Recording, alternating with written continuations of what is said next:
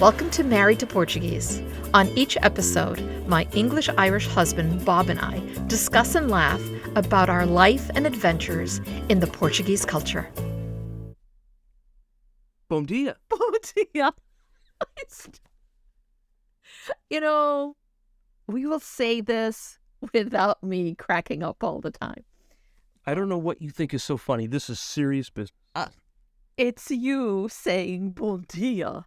That's what gets me to giggle. Now, why do I struggle with the language? Because I make people laugh when I use it. Okay. That's what I'm hearing. That's not it at all. That's what I'm hearing. So what am I supposed to do? I don't know. It sounds nice. It sounds nice. It sounds so nice. You're laughing and giggling nice. with joy. With joy. I do. I like to hear it. So it catches me off guard every time. You don't know why. It does. It just does. All right. We're here to show you or to talk about Maria's Portuguese Table. Yes. Season 2. Yes. Episode 4. New Bedford. New Bedford. Our community. Yes. I grew up in New Bedford. It's, it's a special place in my heart. It was nice to come home and film. Yes. But again, disclaimer, when I say it was nice to come home and film, I was working my day job. I wasn't able to film. No. I was there for filming the feast. That's right. You were there. So you were there. Will Museum and Tia's. Yes, but you were there for the Madeira Feast. Yes. All right, so where do we start? Do we start with the beginning or do we start at the end? Start at the beginning. Okay, so the beginning, we are at the seafood place, base seafood auction. And Cassie is the person who runs the business, this young woman who is, and I said this to everyone there when we were filming, she will be the person at the waterfront. She's quite remarkable. She's remarkable. Just a force to be reckoned with. That's how I see it. As she is. You know, I feel good about our future when I meet people like Cassie or Jessica. Yes. At Tia's. Yes. Got some smart people coming up. Real smart. And nice. Yes. And nice. Yeah. And so to see, you know, the scallop business. You said it right, scallop. Scallop, I said it right. Thank you, Cassie. She kept correcting me. The scallop business is incredible. Most of the scallops that are taken care of there, most of them go to Japan and, you know, somewhere else. So, but New Bedford scallops, I did it again. I want to say scallops. And, you know, those are the best of the best. It's the best of the best. It's great. I travel a lot for work, and it's always fun for me to go into a restaurant somewhere in the country, and you'll see on the menu, the catch for the day will be scallops, and then it'll say, like, New Bedford. Yeah. Well, that's funny. I traveled all this way. I could have stayed at home and had these. Yeah. So it was great to learn about the business. I get to cook with her in making this, like, really easy, amazing dish that she makes with it. Just pan-seared. Oh, that was so good. I was there for that. Yes, you were there for that. We happened to be there with her brother, Kyler. Yeah, Kyler, who's a sweetheart, and her parents let us use their kitchen. So that was really wonderful. That was a nice segment. And then she had me on a boat, on a scallop boat. Scallop boat. And I'm gonna keep screwing up the name. You know, and Rui, he was such a nice man. Such a nice man. That was a good throw, by the way, with the line. The line. Someone asked me, after they had seen it, they said, "How many tries did it take you, Maria, to throw that line?" I did it. And I looked at him and I went, it's coming for you. And I think they were all laughing like she's not going to be able to do it. Fortunately, he has like really long arms. No. That was a really good throw, if I have to say so myself. We were ready to do cut. Let's do it again, but no need to. So now, seeing you throw that line, now I know why that Bravo show Below Deck reached out to you. You could be a deckhand. No, there'll be no Next no, no. I don't know how to swim. Number one, Oh, I don't know how to swim. so stay on the boat. And I get seasick, so that's not happening. That's definitely not happening. But you can throw a line. Yes, that's about it. Not everybody can do that. I'll be on land throwing the line back up on the boat. Maybe it doesn't work that way. Oh, okay. Sorry. But no, that was a lot of fun. And then from there, we went to the Whaling Museum, which, New Bedford has this amazing museum called the Whaling Museum. And there is, at the time we were there, they had they have a section that's for Azorean as well as Cape Verdean section. They've got a whole, it's enormous.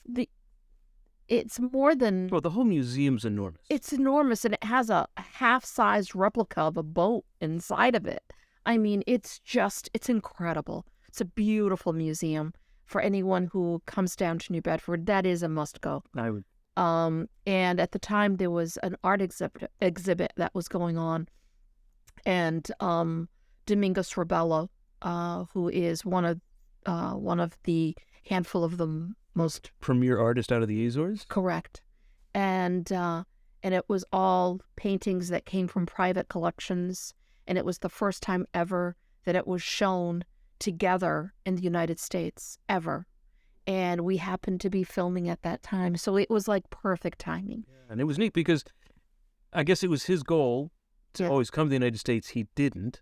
Right. He But passed away. His grandson organized, Yes. with the help of Mike Rodericks. Yes. Representative Mike. Yes. Senator Roderick. Sorry, Yes. sorry, Mike. Senator Mike. Yes. And so kind of completed the grandfather's dream by collecting art from private collections and getting it into the United States for the show was really quite amazing. Yeah. And it came from all over the world, those collections. Mm-hmm. All over. And so to have it all there and for us to be able to film it, that was just so beautiful. It literally, I kind of like just sat there at one point, and I think they filmed me with like sitting there and just like looking. It was like, oh, can you believe this? This is an Azorean. I think you went to the exhibit at least 3 times. I did. I loved it that much. I loved it that much. I love the Whaling Museum. Again, it's downtown New Bedford. It's cobblestones. Across the street is the Seaman's Bethel, where one of the scenes from Moby Dick was based on. Right. I mean, the histories. It is history. It is. It really is. It really is. And it's very special. It's a very special spot. So we got to do that. I got to talk to Bob, as well as, oh my goodness, I can't think of her name now. Paulina. That was it, Paulina. It was Bob and Paulina who took me through the exhibits on camera, which they were both very sweet people. Amanda, who runs the whole thing, is just incredible. She's an incredible woman. Nice to meet her. Yes. So she was really thrilled to have us there. And once again, they were like, come in, just let us know what you need. And, we'll help you in any way we can. So they be up above and beyond. Then you crossed the street. And then we crossed the street. We did some cooking with our friend Jessica, who owns Tia Maria's Cafe. And we did it after hours. So they, again, were so wonderful. And I knew I wanted to cook with her, but I couldn't do it during the day because they're so busy during the day.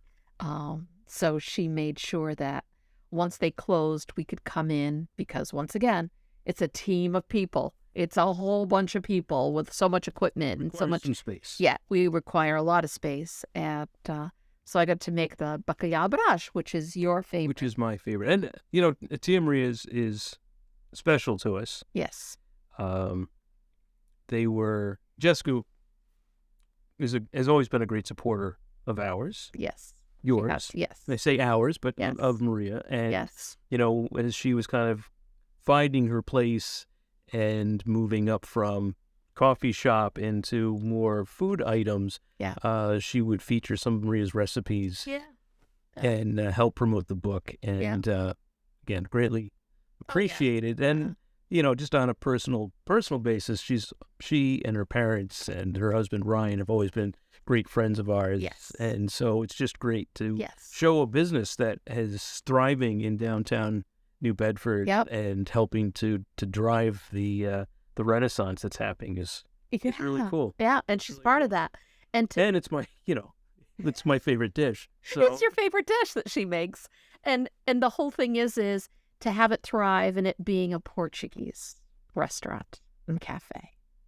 That's to me, that's like even yeah, she sells, other stuff there that isn't so Portuguese, but there's Portuguese dishes, there's Portuguese desserts, there's Portuguese coffee, it's like there's that bit there. And for some people in the summertime, you've got people coming from all over and taking the ferry, coming from, Martha's Vineyard, whatever. They're coming in and they go there, and some of the time, that's for a lot of people their first introduction to Portuguese food.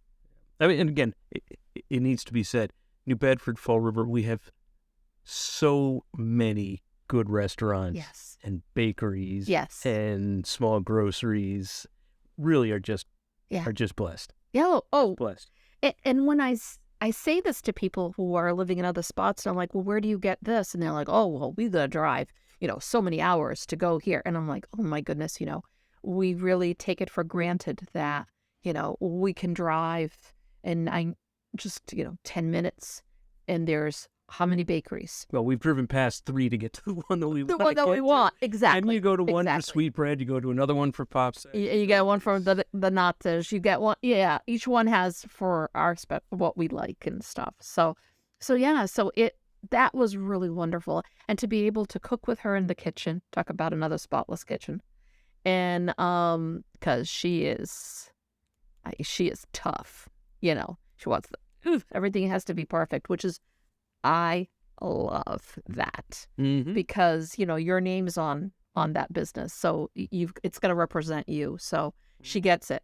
And the whole thing after was to make the dish that you love, that her mom taught her, that her grandmother taught her mother, and that I get to make it with her. And then we serve her parents. And it was so beautiful. And there were a few moments where I had to I started tearing up when he was talking about how he felt and how proud he was of his daughter.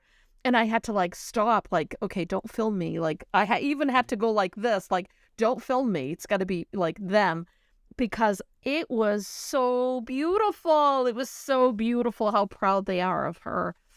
Yeah. But then once again, it's the family sticking together and helping her in any way she can. It's just a beautiful family. Just a beautiful family. And then from there... Oh, we went to Madeira Feast. Yay! Now that I get to film with. Yes. Oh, my goodness. So, in the summertime, the world's largest Portuguese festival is in New Bedford, Massachusetts, and it's called the Madeira Feast. And it's the Feast of the Blessed Sacrament. And the whole history behind this was they created this by a family, it's a fraternal order. It's a fraternal order. And so these men who decided to come together and give thanks for their journey from Madeira to coming here. And in Madeira, they would have this feast. So they came by boat. Yes. So I can understand them wanting to give thanks. Yes. And when they came here, again, we've been here a very long time. And so they wanted to do something special. So they continued that feast that they would have there. But it was in giving thanks for being here and arriving safely. And it's now gone, how many years? It's over 100 years now. I didn't know there was a quiz. Yeah. They've been doing this now. And over 100.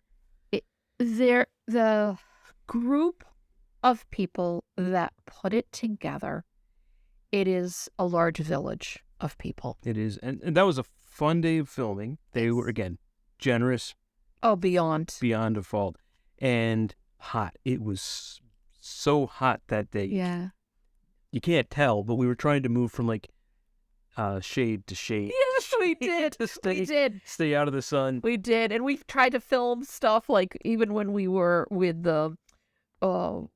Fred from Sariva, because they're the ones who they actually get barrels sent directly from Madeira for the Madeiran wine to be served, and Sariva is the ones who take care of it. So they were there, showing the Madeira wine so we could talk about it, and we were under the overhang there, the arbor, the grape arbor. We were under there for shade. So yeah, but they were getting ready and preparing for the feast. We knew we couldn't go in during the feast because we're talking about several thousands and thousands of people. Tens of thousands. Yes. It's tens of thousands. Tens of thousands. Over the 3 days. So they were doing a dry run, essentially, and we were able to go and film during their dry run. So we essentially had a mini.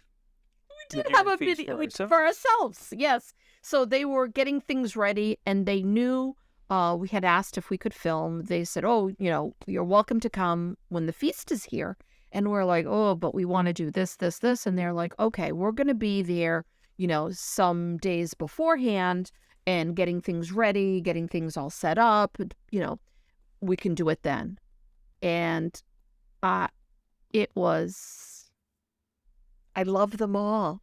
I just wanted to take them all home with me. I want to be Madeiran. I did too. I said the same thing. I said, I want to be from Madeira. And what's funny is when I had my DNA done, and this is, through 23andMe, and of course it comes up all the percentages and stuff. And then lately, they've also been telling you like where you can find your family, your DNA family. So number 1 is the Azores, which makes perfect sense because, half of my family is still there. Number 2 was Madeira. So I took a screenshot and I sent it to the guys there. And I said, "Remember how you said you thought I was from Madeira?" And I said, "Oh my goodness, I wish I was from Madeira."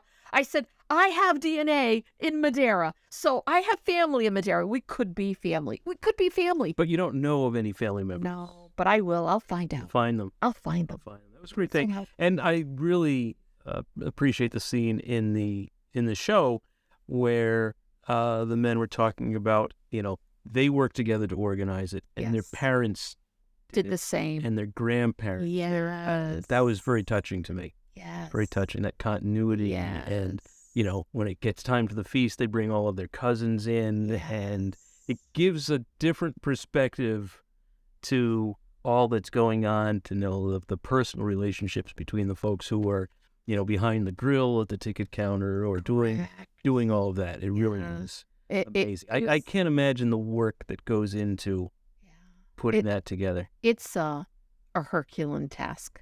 It really is. It really is. But in all that, I do know that I will be going to the feast this year. Yes. And what's funny is we did go. Once the feast was happening, we just sent the camera crew. So the camera crew was there and filmed some of the stuff because we have to show, the actual feast itself for 2022. And, but this year we'll be there. We'll be there. We're going to be there. Opening night, we're going to be there, and I can't wait. That'll be fun. That'll be so much fun. But it is, the people are as lovely as they are on film in real life. They are, oh my goodness, they are just the sweetest, nicest people. And I can't say enough. And I hope you're enjoying everything as much as we are, and as much fun as I had, doing it. I hope you're enjoying it as much as we are too. So, all right, let's wrap this one up. Let's wrap it up. It's a wrap. It's a wrap. I'm going to get you to do that. I don't even know what that means. It means it's a wrap. I guess it means it's a wrap. All right. Bye, everybody. Bye, guys. Thank you for listening. Don't forget to hit the subscribe button, and we'd love to hear your ideas for topics. Ciao.